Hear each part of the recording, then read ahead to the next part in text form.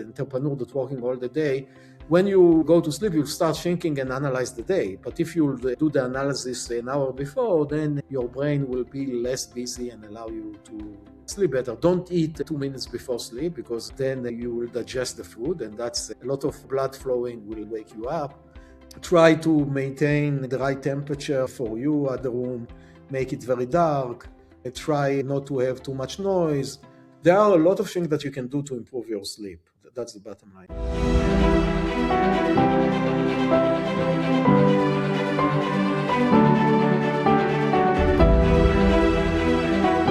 Gil Blander, thank you so much for joining me. I'm excited for this conversation.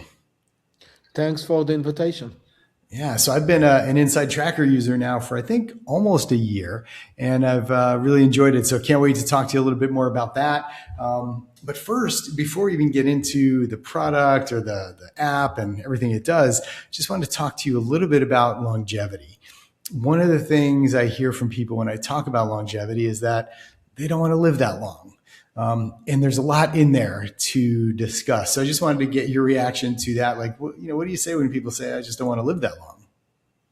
Yeah, longevity, you can look at it at a lifespan, basically the length of time that you live from birth to death. And there is what we call the healthspan, how long that you live in a good health. So I assume that everyone wants to live better, longer. So basically increase the healthspan. Related to the lifespan, if the lifespan, all the lifespan will be in a good health span, I assume that most of us would like to live longer.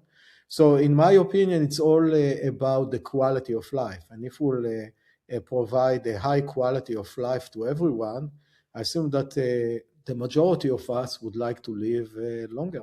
I agree with that. And that's usually the explanation, right? Is like, if you could live longer, better, would you still not want to live that long? Right? I think most people say, yeah, no, if I could live, healthier and more vital, then yes, of course I would. So which leads me to your background. One of the best ways to improve your chances at living a longer, healthier, more vital life is to track your biomarkers. Right. So before we talk about InsideTracker, tell us a little bit about your journey. I know you're a scientist. You went to MIT, so you've got a lot of really great scientific credentials before you even get to the company. So tell us a little bit about your background and how it influenced you to get to where you are now. Yeah, so as you said, I'm a scientist born and raised in Israel, a PhD in biology from the Weizmann Institute of Science in Israel. And there I studied a premature aging syndrome that's called Werner syndrome, which is basically a very rare premature aging syndrome that people die from it at their 40s.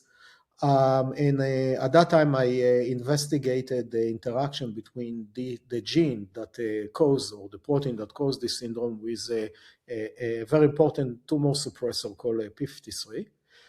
Then I moved to MIT and studied the serotonin family of the acetylase, very well-known group of protein that identified by the lab of Lenny Garante for the ability to extend lifespan in yeast, and after that in mice and other organisms. And those actually the protein that David Sinclair, which I assume almost everyone knows, continue to research them in his lab at Harvard. After that, I moved to the industry and spent a couple of years there doing system biology, computational biology, which what everyone call today AI, but that was before the AI was cool. And then in 2009, I founded InsideTracker, and the goal was, let's help people to live better, longer based on what's happening inside the body. So that's basically a personalized health. So let's fit the right food for you, the right exercise for you, the right lifestyle changes for you, the right supplement for you in order to allow you to live better, longer. Yeah. How did you find that jump from being a scientist to an entrepreneur? Right. I mean, I was trained as a clinician, and then made a jump to being an entrepreneur, and it wasn't all that comfortable. I made a bunch of mistakes. So how was your journey? Yeah, it's definitely, it's not easy, but I don't think that anything is easy, and you need to take some risk. So I took a big risk that I assume that other people won't take. So I think that that's a big difference between entrepreneur and non-entrepreneur. It's someone that take risk and willing to take the consequences of that risk. So that's one. And second, it is exciting because suddenly you are not only doing science, you are doing business, and you are doing development, and you are raising money, and you are selling. So it means that you are actually doing a lot of things, which is might fit for some people, might not feel fit for others, but I enjoyed it. Yeah. Do you have a favorite part of entrepreneurship? Is it the capital raising? Is it leading people? Is it just being in the lab, coming up with new things? What is it for you?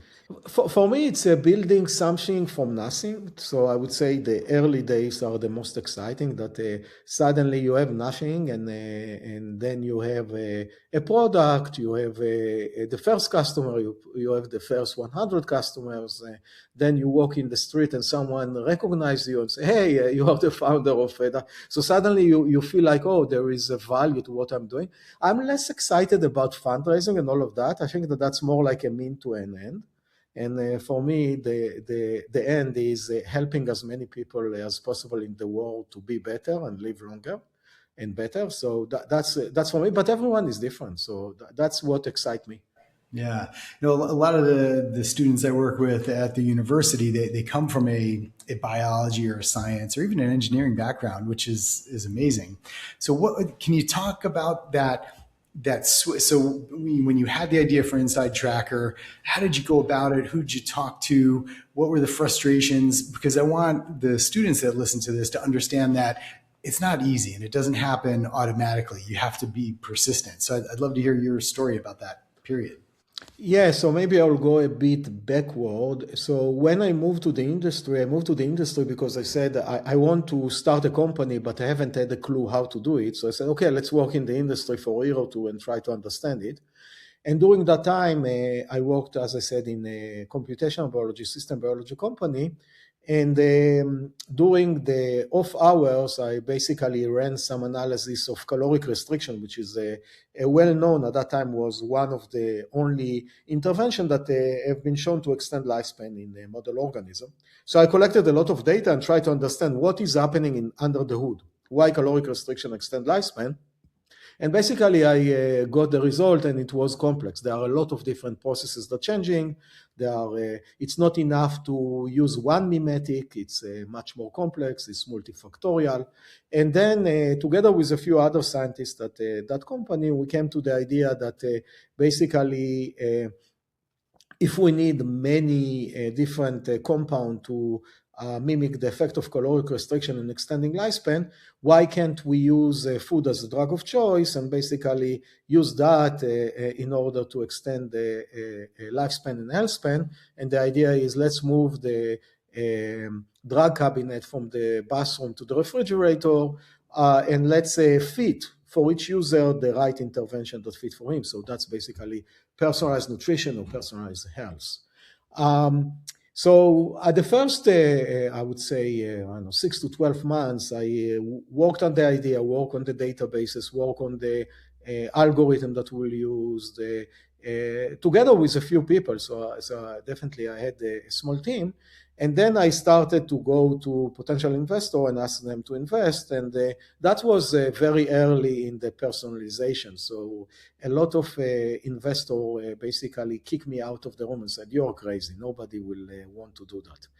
And I was either persistent enough or stupid enough to continue to push. And I think that that's a very important trait of an entrepreneur is don't get discouraged if someone's telling you no, because if you really right, you will find the right people that will invest in you and the right customers and so on. So I was persistent enough and I succeed to raise some money and I succeed to get more and more customers. And that's the story in a nutshell. Yeah, and just because somebody says no, it's a no for them, right? It doesn't mean no, it's a bad idea. But yeah, I think a lot of us get kind of we take that too personally or too seriously, and we think, well, maybe it's just a bad idea. Yeah, and especially with investor, you don't need 100 investors. If you will find one good investor, that might be enough.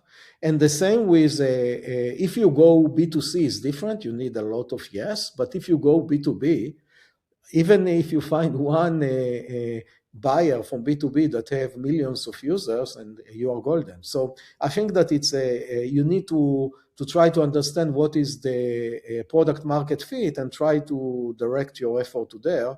And even with a couple of years, you can make a big change in the world. So you started in 2009. So you're almost 20 years into it. And InsideTracker came on my radar, I don't know, maybe 3 years ago. I was listening. I forget which podcast I was listening to, but I heard about InsideTracker, and I thought, hey, I like to track my bio data. I'd like to check this out, and I've been a user ever since. But what was the first decade like versus maybe the last 7 years, and maybe talk about the growth and how you felt during that time to get to where you are now. Yeah, so at the beginning it was a small startup, so that the exciting days of only a few people, and you are fund starved, so you don't have a lot of money, and you're trying to do a lot from nothing. And we started traditionally. We started with working mainly on blood biomarkers. Today we have around 50. At that time we had maybe 10. And basically we try to start with the markers that are giving you the highest value for your buck. And then with time we added more and more markers to make it a more holistic view of your body. After that, we started to look at DNA and try to understand and provide some value about risk score, whether you have a high risk for high LDL or low risk for high LDL, the same for glucose and other. And more recently, we had the data from fitness tracker. So what can you do with your resting heart rate, or the sleep data, or the VO2 max, or steps, and so on. And more recently, we started to add also data about nutrition. So we use a food recognition algorithm that you can scan your food, and based on that, we provide you some information and advice of what should you do with that, and what should you change, what you should you continue to do, and so on and so forth. So the idea is to have a multi-layer of inputs. Currently what we have is basically blood, DNA, fitness tracker data, food data, a lot of questions that we're asking the users. And based on that, to provide the user the best holistic recommendations of what food to eat, what supplement to take, what exercise to do, what lifestyle changes to perform. Yeah, it is pretty exhaustive. I mean, the things you've added, like the food scanning is pretty cool. It can read my Oura ring. It can read the data from my CGM, and it gives me, really good suggestions. But before we dive into that, you mentioned something about calorie restriction as one of the earliest, better known things to slow your biological age. And I've read about that too. I think it was maybe Crone calorie restriction, optimal nutrition, right? The people who take as few calories as possible, but make sure it's optimally, optimizing for nutrition, right? As a scientist, can you talk to us about why that works? Why is restricting calories such an important thing in terms of extending your biological age or lowering it? Yeah, first we need to understand that the caloric restriction is working much better in model organism than in us. And there is a big question about what does it mean? Because if you think about data from mice and rats, when you grow them in the lab, we are feeding them ad libitum, meaning that it's like they have a refrigerator next to them and they can eat as much as they want. And I think that the situation today is similar for us. If we think about it, again, we live very close to the refrigerator. We can eat all the time. It's not like what happened in our society, I don't know, a few hundred years ago, when we were starved most of the time. And once in a while, we found a deer and we ate it, or we found some berries. So a lot of what happened with caloric restriction is basically, in a way, it's bring us back and bring us to a situation that we are not too heavily fed. But there is some effect of a caloric restriction. So, for example, a very natural one is that you lose weight and you decrease your BMI. And we know that a lot of diseases and a lot of effect of aging is basically happen of overweight. So you decrease that. But we can also see some other effect, even in human, like decreasing of the lipids and the sugars in the blood. The blood pressure is better. So caloric restriction have some effect that connected to weight, but some other that might not connected to weight. It's not a 1% clear why it's extend lifespan. But what I want to say that in human, when we are looking at that, the effect is much smaller. And I think that the reason for that is also it's much harder to come to someone and say, hey, from now and on until you will die, you will eat only 40% or 60% of your calories. So there have been a few studies that done that, but they only cut the calories of the users to 15% cut from what they ate before. And the study were only for a couple of years.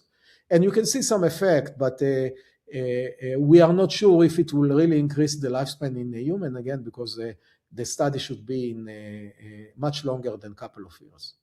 Right. Does it work the same way that a fast does, or even like those fast mimicking diets, or is it a completely different mechanism? Yeah, so it's similar. So there are a lot of ways to skin the cat here. So you can do caloric restriction, meaning let's say that you should consume 2,200 calories. Let's cut it by 30%, and every day you will eat that. There are other ways like the fasting mimicking diet. There is a company called Prolong that's doing it. I don't know if you heard about it. I do it twice a year. Yeah, they are sending you a kit with a few olives and a very small amount of calories that basically a kit that you have ready to eat meals for 5 days or so. And then the rest of the time you continue to eat normally. So that's another way. There is what we call intermittent fasting, and there are different ways to do it. For example, the most known one is a 16-8, basically 16 hours of fasting and 8 hours of feeding. So let's assume that you start eating at 10 a.m., you won't eat after 6 p.m. And then during the feeding time, theoretically you can eat whatever you want, but again, you cannot eat too much because then a lot of the effect will disappear. There is a day on and day off. One day you fast, another day you don't fast. There is 5-2, 5 days that you feed normally and 2 days that you fast. So there is a lot of way to do it. And what we see that they are showing a comparable result. And it's a matter of what it's the right fit for the end user. But again, if you would ask me about caloric restriction 10 years ago, I would be very bullish. Right now, I'm a bit less bullish about it because I'm not sure that this is the best intervention, especially if in human. I know that in mice the effect is strong, but even a study that have been done on a primate, on monkeys, there were 2 studies, one in Wisconsin and one in the NIH. One of them showed some increase in lifespan. The other one haven't shown. And the one that showed an increase in lifespan was the basal diet for the control group was a very high fat diet. So it's still not completely sure if caloric restriction really will work in a human. All right, so you're less bullish on that now, but what are the things you are excited about? What are the interventions or the habits that you are bullish on and the things you really are optimistic about? So I think that let's start with something that all of us can control, and that's more like a lifestyle. So let's start by exercise. So a lot of data show that endurance exercise and strength exercise can increase the health span.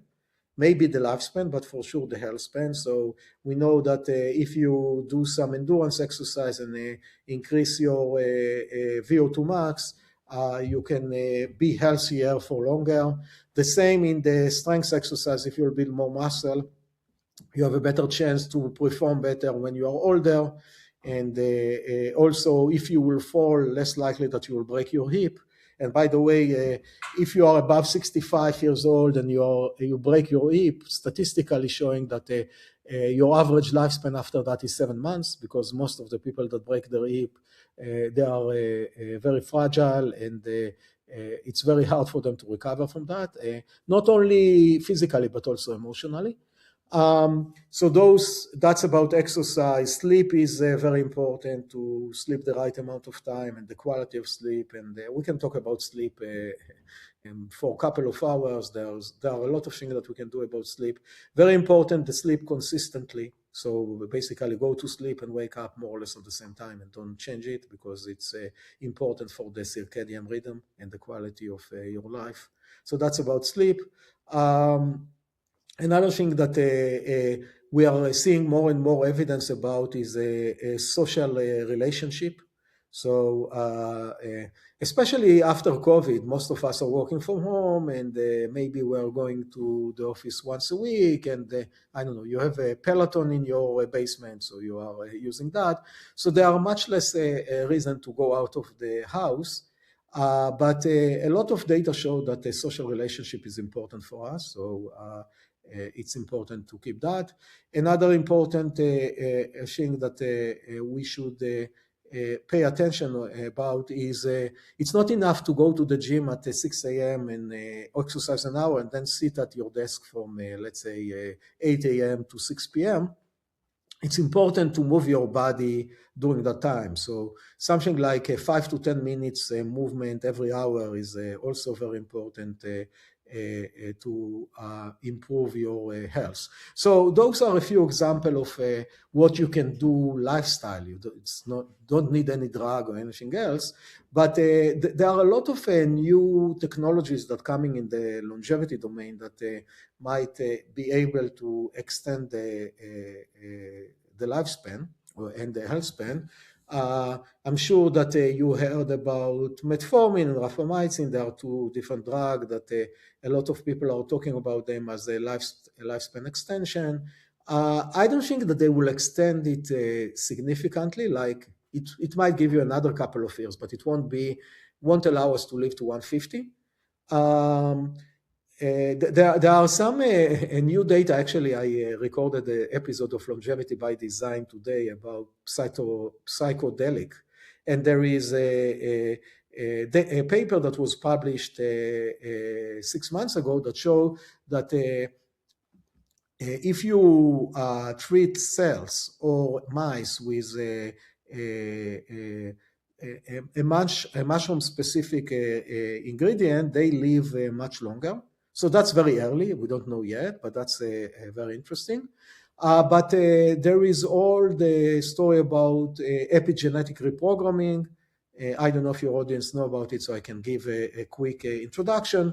So I don't know, a decade ago, a scientist named Yamanaka found that if you introduce to normal cells 4 different proteins, you can transform the cell and it can replicate forever. So basically, you take normal cells that replicate, let's say, 60 times.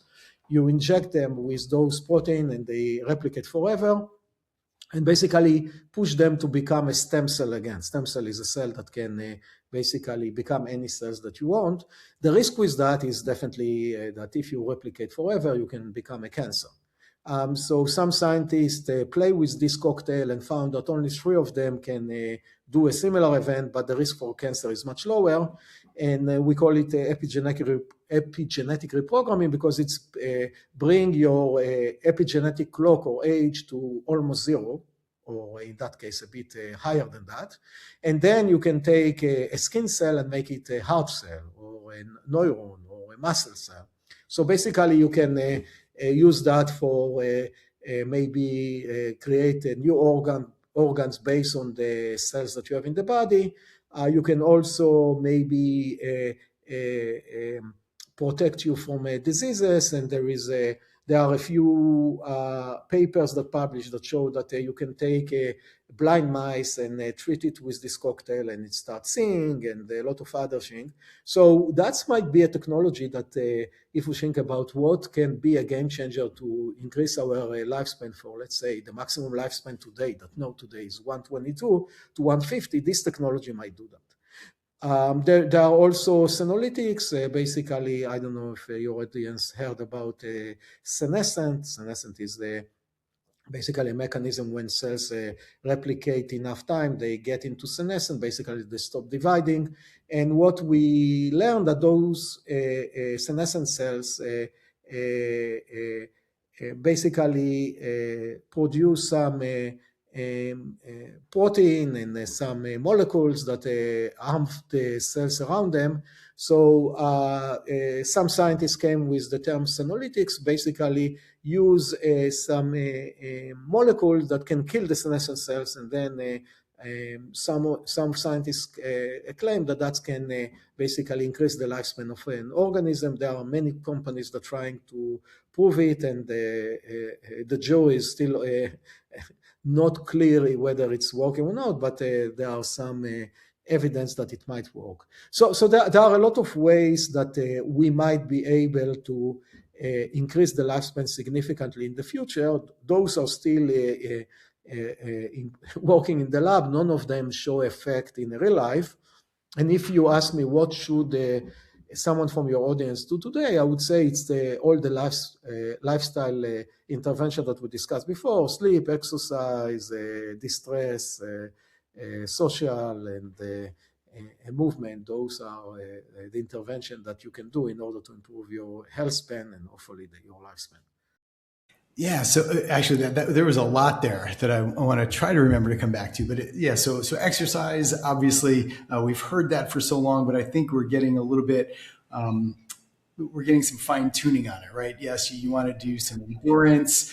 You don't want to just do an hour's worth of endurance in the morning, then go sit, because sitting is kind of like the new smoking, from what I heard, right?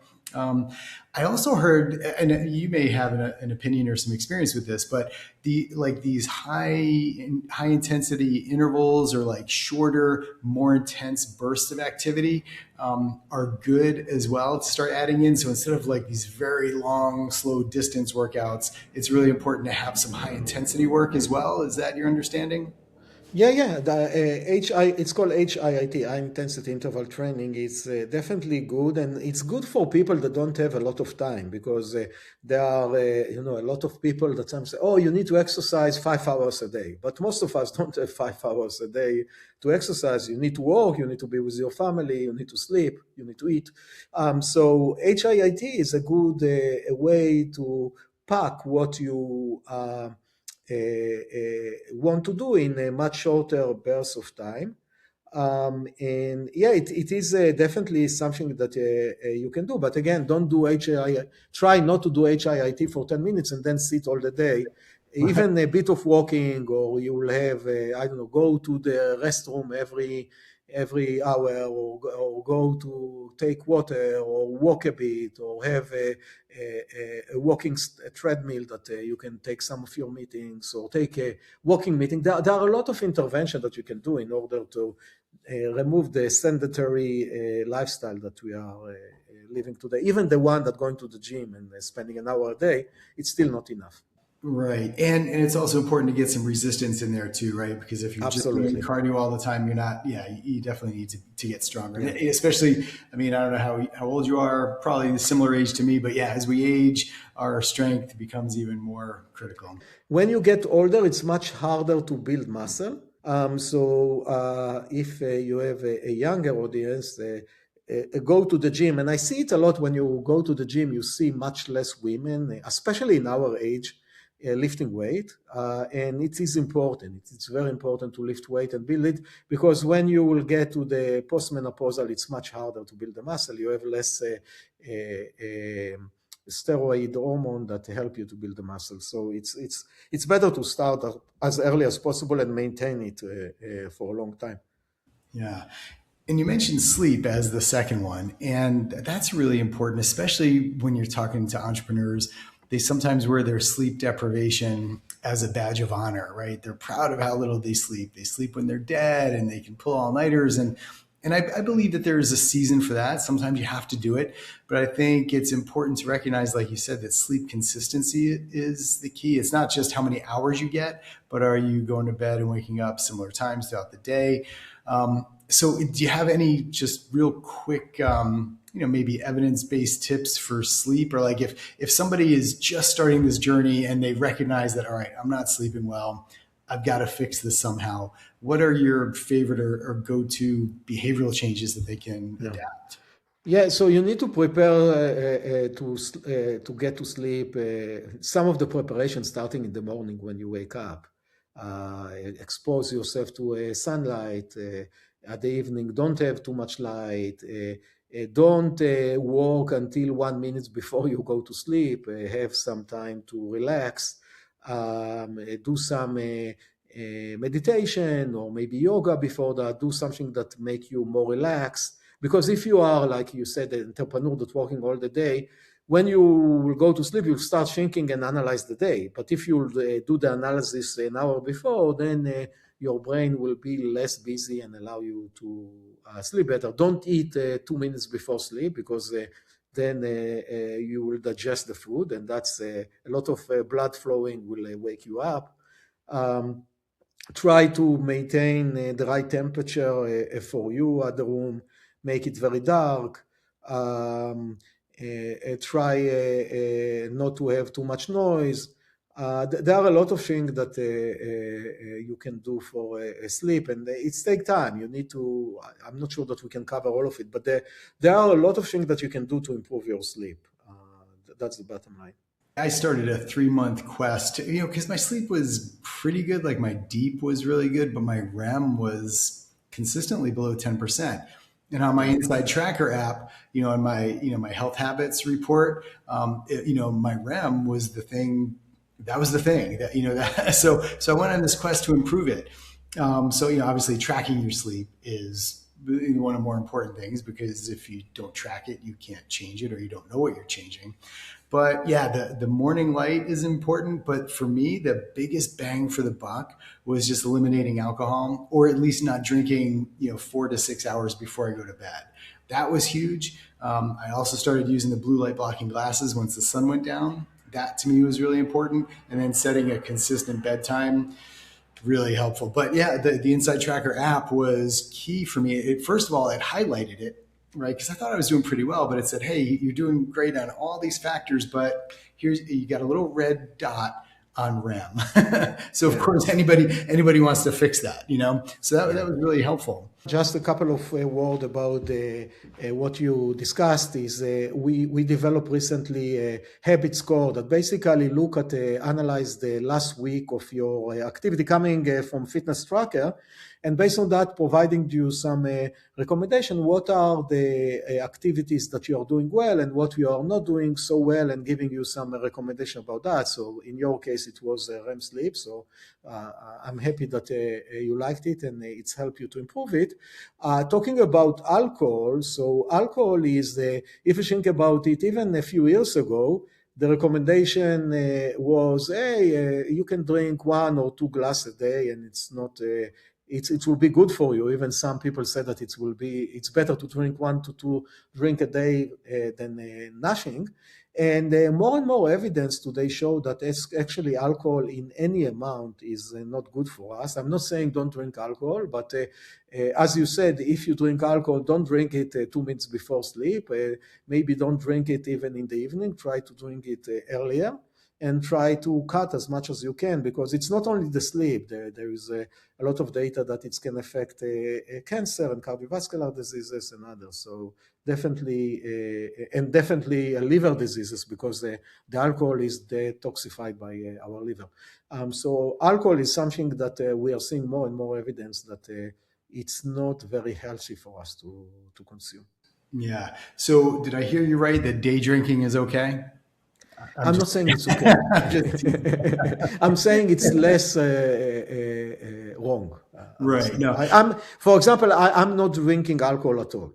That's the intervention that I decided to do. But that's my decision. Everyone, it's at the end of the day, we need to enjoy life. So yeah. It's going back to your question about caloric restrictions. Think about the person that cut 60% of his calories and basically barely eat. He's not enjoying his life. Not only that, you also, because you are on caloric restriction, you lose the majority of the fat in your body, so you are cold all the time. And because you are losing the fat from your body, most of our sex hormones are fat derivative. from cholesterol. So if you don't have enough fat, you'll have less sex hormone, you'll build less muscle, but you also will have less sex drive, and you will be less fertile. So the question is, it's a balance. At the end of the day, we want to live, and everyone should find his own balance, what is good for him, to live the longest, but also in the highest quality. And again, it's going back to the health span. So it's not only lifespan, it's health span. And some people say, I love alcohol so much, so I will drink one glass a day, and I'm okay with that. That's fine. That's your decision.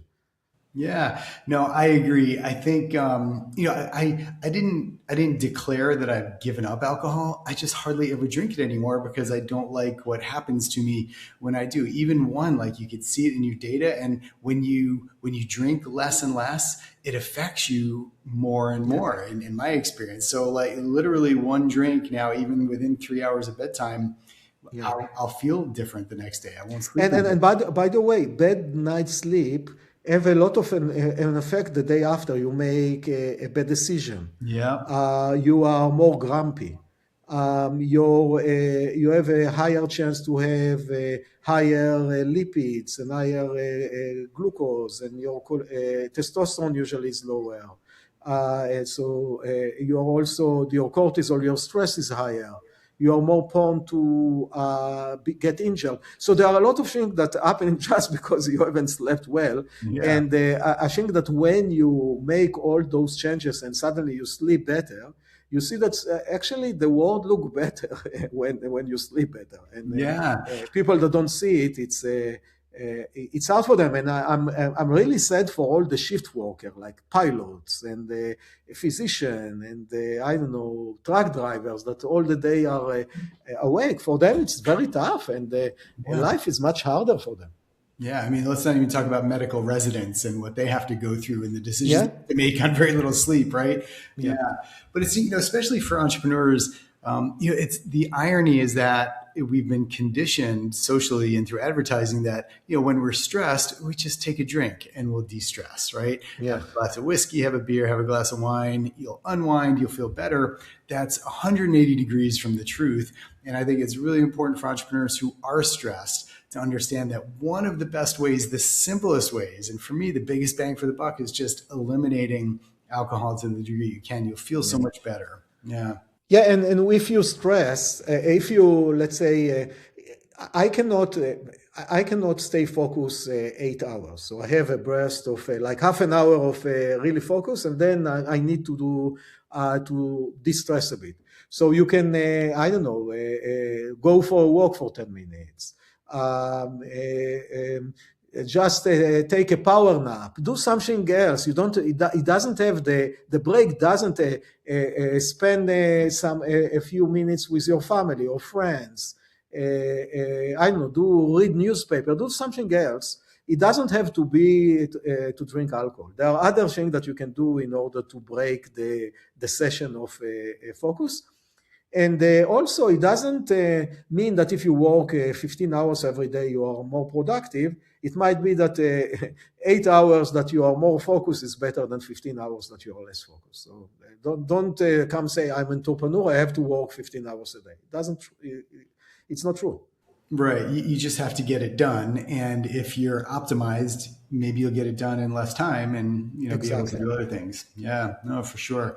Yeah, no, I feel like there's a social shift. And you mentioned community and the value of building and nurturing a community for your own lifespan, health span, longevity. And I think alcohol is just such a part of community gatherings, but now I've been just slowly, club soda, grapefruit juice, club soda bitters, mixing mocktails or whatever. And the fun thing is now when you go out to restaurants, they actually have a mocktail menu. And they've got nootropics and interesting things in them. So yeah, I think we're slowly seeing a shift in that, which is really and even a lot of restaurants have a non-alcoholic beer, so you can have the same taste of beer without alcohol if you really want to have it. Yeah. So definitely that's true. But also you spoke about the social effect. So one way to become social is to go to a restaurant and spend time with people. That's one way. Another way is to go for a walk with someone, or go and have a session in the gym, or have a yoga class, or Mm-hmm. so there are a lot of different way to have social that doesn't combine feeding and drinking. And I think that all of us need to understand that that's also social event. Social event doesn't have to be sitting in a restaurant and drinking wine. Yeah, no, right on. I totally agree with that. So I want to ask you a little bit about the app. So can you talk to me a little bit about how the inner age is calculated? Because I know, like, I've done like pace of aging clocks and Horvath Yeah. clocks and that sort of thing. But I think it would be interesting to know how your algorithm or your AI figures that out.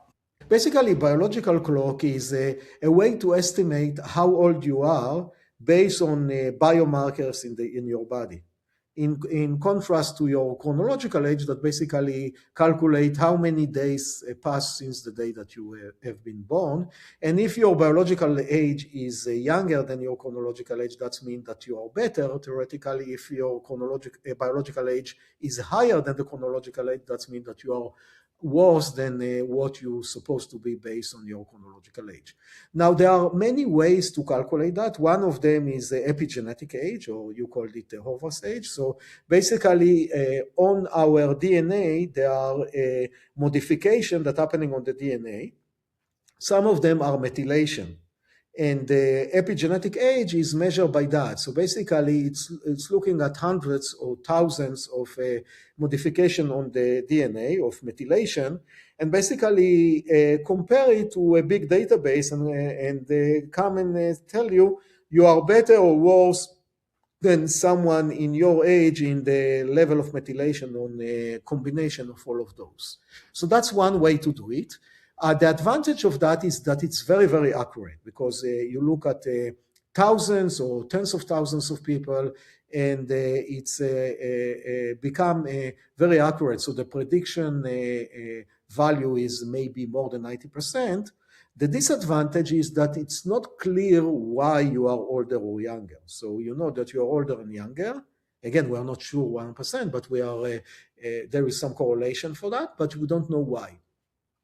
What we develop at InsideTracker is a biological age based on blood biomarkers. So basically, looking at your cholesterol and glucose and inflammation and other markers, we know that those markers correlate very well with aging-related diseases, cardiovascular disease, diabetes, inflammation diseases, and other. And based on that, we are combining all of those markers together, and we have around 16 of those, and calculate your biological age. What is nice about that then you know exactly what to do. So if you're telling you, hey, your inner age is 50 and you're 45, so you're older 5 years than your chronological age, we can tell you exactly you are older because your glucose is higher and your LDL cholesterol is higher and maybe your inflammation is higher. And then we can show you what are the interventions that you can do for that. And then you can do that and test again and see changes.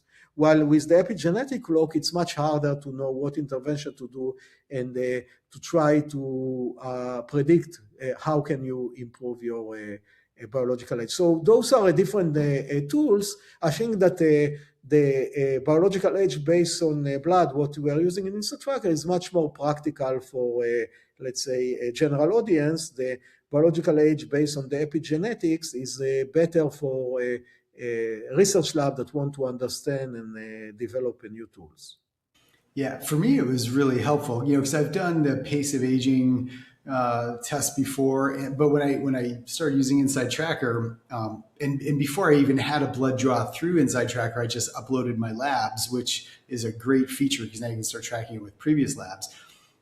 My inner age was lower than, or it was higher than I thought it was based on other tests I'd done. And one of the things was just my LDL.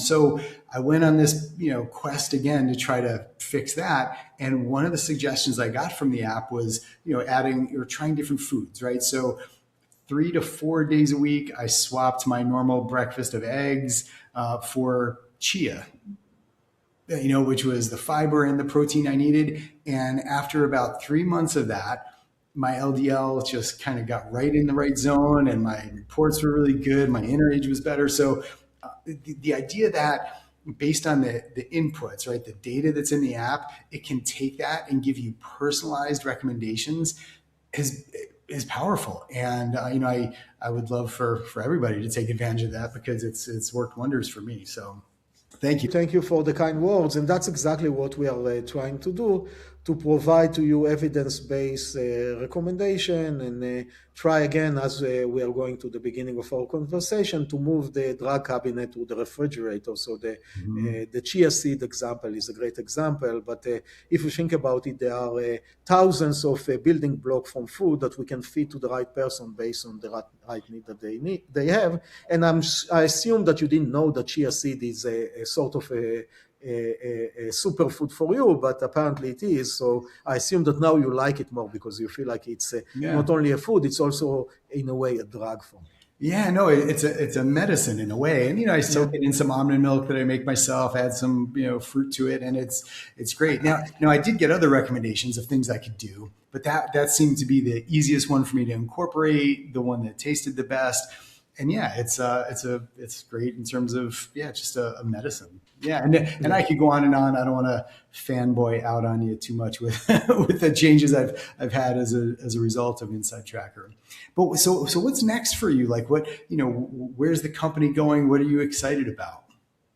Yeah, so we are continuing to add more inputs and analyze more. Definitely the AI now. I'm sure that everyone is hearing AI all the time. So we are incorporating a lot of AI, an AI tool to allow the user to understand the data better and basically make it clearer, easier, spend less time of researching and basically spend the time on implementing the intervention.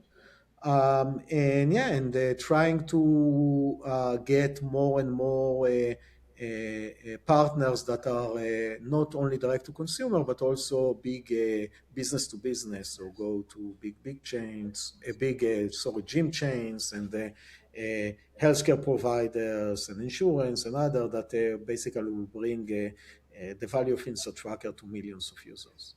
Yeah. One of the things I do like about it is that, you get the paraprofessional coming right to your house to do the blood draw instead of having to go somewhere else. That's just a huge time saver. Yeah. So last questions for you. I was wondering, what do you do to keep yourself healthy and grounded, as the CEO of a fast growing company? What are your strategies? As we discussed before, I master my sleep. So every night at 10 p.m., I'm going to sleep, and I'm trying to sleep until 5:30 or 6 a.m. I'm trying to exercise. I see that for me, the morning is better. So I'm going to the gym and exercising, usually from 6 to 7 a.m. A few days a week, I'm doing CrossFit like more to do some strengths. And the rest of the days I'm doing some cycling, either outside in the summer or spinning in the winter. I'm also doing a few sessions of yoga a week that allow me to stretch, have flexibility, but also de-stress. I see you mentioned aura ring and sleep quality. I see at the days that I'm doing that, I'm sleeping better. I also trying to do more jacuzzi session again to stretch, but also to distress. I master my nutrition to eat the right food that fit for me. Your example with chia seed for me is the avocado. I realized that avocado is my superfood. I didn't like it, but I didn't like it. But now when I see that it's a value and it's improving my biomarker, I suddenly also like to eat it. Um, and trying to move more, trying to have the right social interaction, and basically try to find the friend that help me to be better me and not the one that stressing me. So it's also show me who are your friends and I'll show you who you are. So try to find the friends that are making you better and not making you worse. But that's just a nutshell. So I think that if you want to take me as an example, it's a work to be better. It's a work, and you need to think about it all the time. But when you are better, and when you sleep better, and when you exercise better and eat better, you are also more productive, and a person that also other like to be more with, and so on. So I think that there is a lot of value in that. But what I want to say is that there is no silver bullet. It's not like take one supplement and all will be okay. We are not there. Maybe with the epigenetic reprogramming, we'll have something that we'll inject to ourselves and will be better. But we are far from that. I would say maybe 10, maybe 20, maybe even 50 years until it will have that. So for now, we have a lot of tools of lifestyle changes that we need to adopt. Yeah. Well, it sounds like you do all the things that we talked about, which is great. Well, Gil, I really appreciate you spending some time with me today and sharing your background and having a good conversation. If people are interested in learning more about you and the work you do, how can they find you? Yeah, they can first they can go to InsideTracker.com and learn about the company. They can find me at LinkedIn, at Instagram, at Twitter, or what called X right now, and I'm there, and I'll be more than happy to receive comments and communicate with them. Gil, thank you so much. Thank you, John. That was a pleasure.